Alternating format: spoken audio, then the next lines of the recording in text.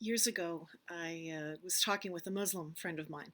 She was a very learned leader in her community. And we were just sitting down having coffee. And I made some reference to Jesus being a jerk. And she spit out her coffee. And she started to laugh. She had never heard anyone say that before. Our Muslim siblings see Jesus as a prophet.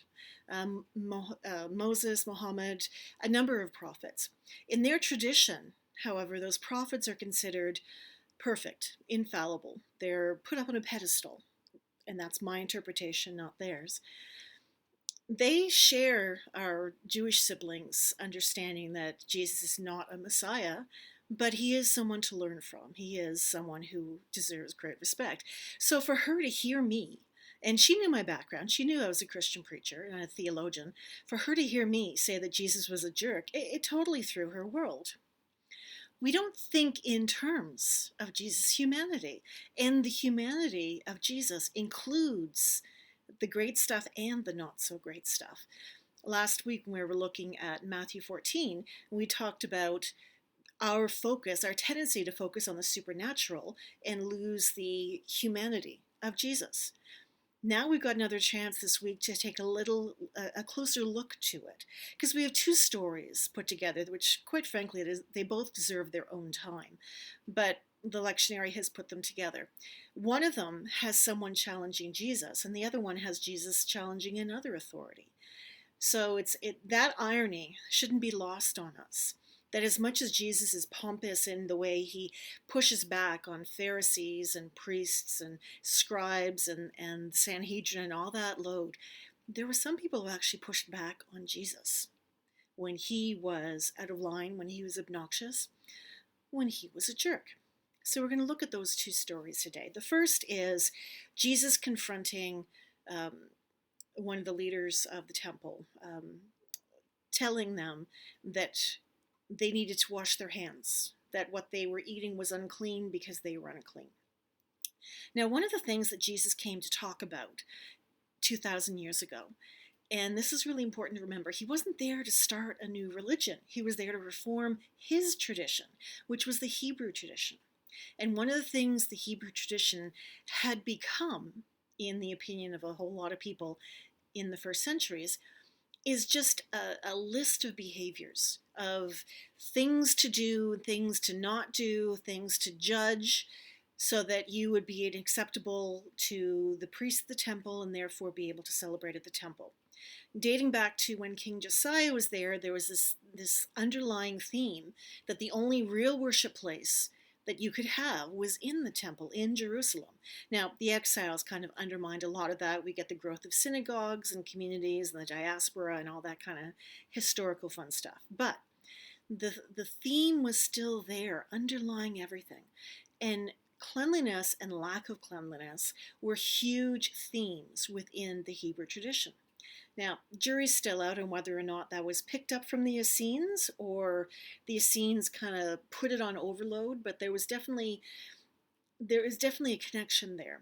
And one of the things, one of the myths that we have to bust right away is the assumption that because the Hebrew people had all these purity restrictions that they were actually healthier.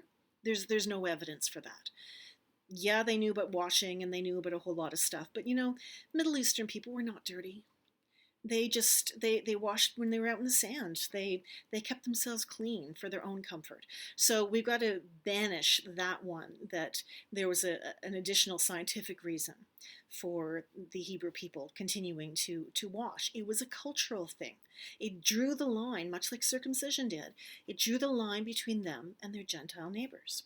And it was a very firm line that none of the Hebrew leadership wanted to see crossed. And here we have Jesus talking about God outside, in people's houses. We already saw how they reacted so negatively to Jesus spending time with tax collectors and with prostitutes and with people outside of the socially acceptable parts of society.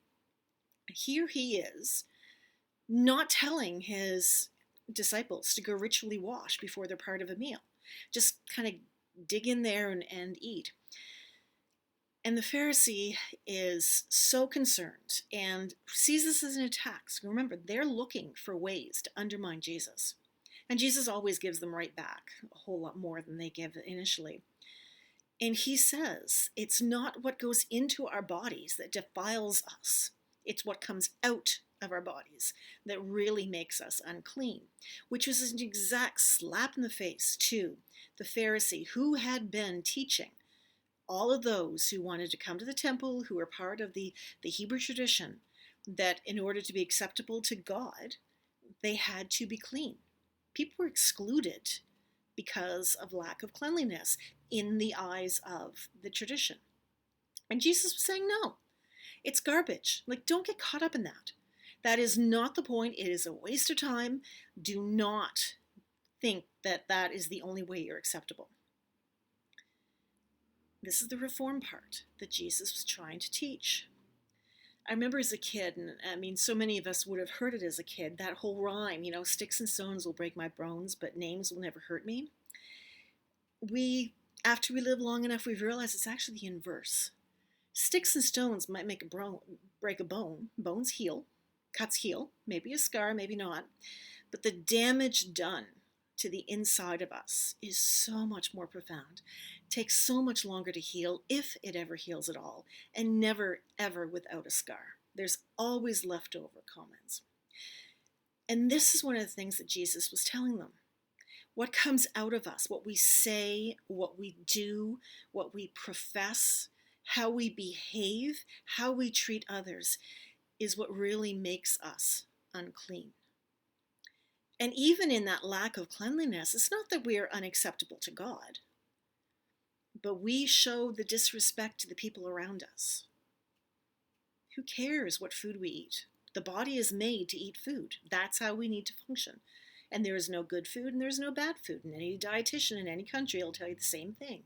There's just food. And sometimes our bodies like it and sometimes our bodies don't like it. And that has nothing to do with God.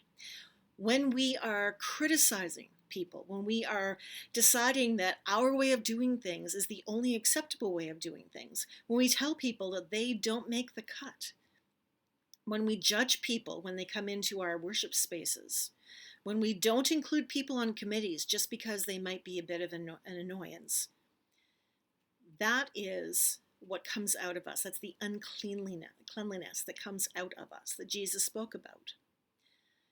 As with always, he took the rabbis, the Pharisees' words and spin them around to accuse that those who are obsessing about the right way to do things are missing the point completely. And then they go from there to getting together and having that meal as friends. And in the process, this woman comes along and she begs. She's a Gentile. She's probably a God-fearer, and God-fearers were people who were pagan in pagan traditions, Greek-speaking, Roman-speaking, Canaanites, Persians, any of the people who were not a recognized part of the Hebrew culture,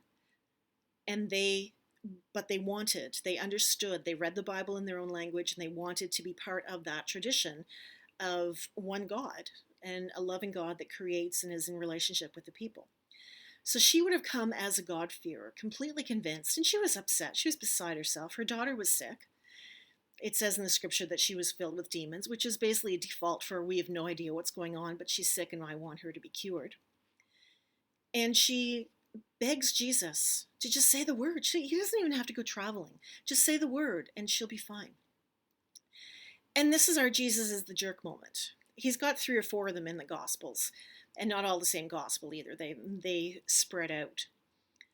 And he turns to her. I mean, he might have been showing off for the boys. He might have decided that he was just not in the mood for anybody else. He might just have been having a really bad moment, frustrated with the conversation he had with the leaders beforehand, and just annoyed that they just never seemed to get it. But he was not at his best. And he told the woman, that he was there to feed the house of Israel. So all the people who see themselves as descendants of Abraham and Jacob and Isaac, not to go beyond that boundary. And she very wisely, she doesn't give up, very wisely says, even the dogs get crumbs from the table. He had to stop then.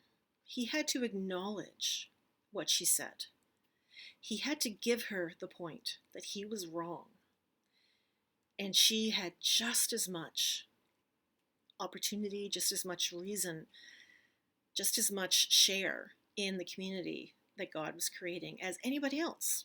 Being Hebrew was not the only card that got folks in. He had to stop. He was called on his foolishness by a woman who was not going to let him pass her off and brush her away. Now, through the years, there have been so many people who have wanted to nicen up this whole exchange, put some kind of hidden or special message on it. One of the most popular ones is, oh, well, Jesus was just testing her, seeing if her faith really was strong. No, that's not part of how the story goes. It's okay to indulge in Jesus' humanity, and that Jesus, wasn't always on his game, that there were times when he truly, truly screwed up. And this was one of them. But he learned, and he corrected himself. And just like he called the Pharisee on their foolishness, the woman from Canaan called Jesus on his foolishness. Jesus made a mistake, just like we will make mistakes all the time. But luckily and hopefully we will have people around us who will still call us back. That woman respected him, but did not think he was infallible. She did not look to him as being the last word on anything, aside from she knew he was a healer and could help her daughter. Didn't let it go with just the brush off. That tenacity of faith, that challenge of faith, the challenge of authorities, the challenge of the restrictions in purity culture, the challenge to any human assumption of the limitations of God needs to continue. Because that is ultimately what we're talking about here. That humans put limits on God. And there's no limits. We read throughout the gospel and throughout other books in the Bible that God is for everyone. There is no one group who gets priority.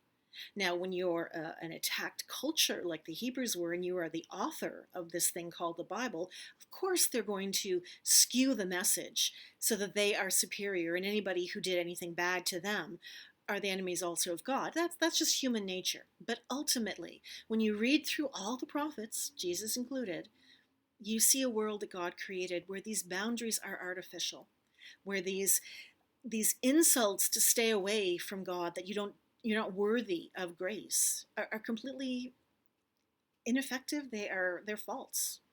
That's not what we're about.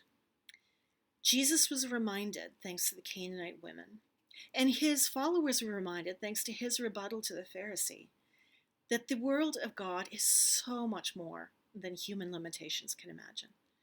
And just because we've always done something one way is not necessarily the way it should continue. We need to change. We need to change our perception. We need to change our behavior, just like Jesus did with that Canaanite woman. Now, we've no story, no knowledge of whether or not the Pharisee changed. Could have, I don't know.